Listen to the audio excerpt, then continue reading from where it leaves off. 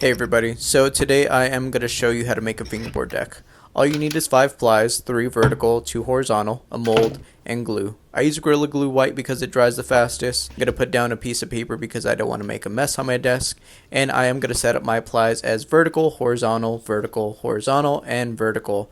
Making a screen printed deck because that is the orders that we are working on right now. Going to put on some gloves because I don't want to get any Gorilla Glue on my fingers. And I am only going to put glue on 4 of the plies. I'm not going to put it on the middle ply because I'm going to use the middle ply to spread the glue. And I'm only using the middle ply instead of anything like a spatula to spread the glue because I know my middle ply is the same width as the rest of my plies. That way everything's going on evenly and clean and uniform and organized and I'm not making a mess. And right after that, go ahead and put your plies together.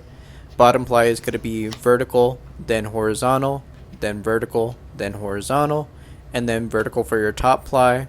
Once you put your plies together, go ahead and mold those plies. What I do for screen printed or paper graphics is I put the backing of a grip tape under the graphic, that way no glue is getting on the bottom of the graphic or anything. Then go ahead and put in a hydraulic press, vice bench, C-clamps, anything to hold it for an hour and 30 minutes.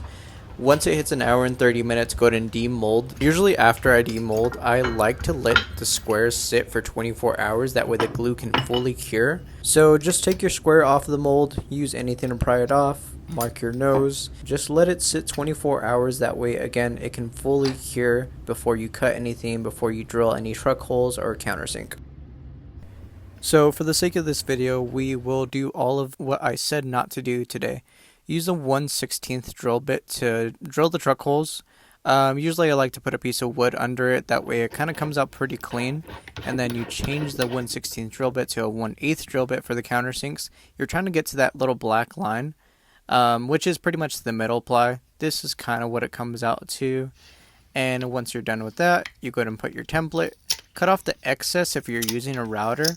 Even if you're using a sander, try to cut off that excess. That way you don't have any kickback or any issues or any mishaps. And this is us just routing the board.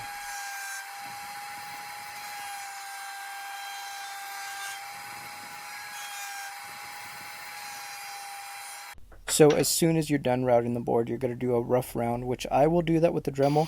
I do it at a 45-degree angle at the top, and you're pretty much trying to get to that point, which is the middle ply. And same thing for the bottom at a 45-degree angle, but just a lot lighter than you would do for the top. And as soon as you're done rough rounding, you're going to fine round. I start with 400, then move on to 3000. I didn't get to 3000 in this video, but as soon as you're done sanding, then you move on to lacquering.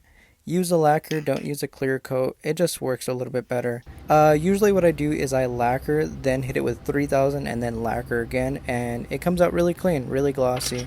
And yeah, thanks.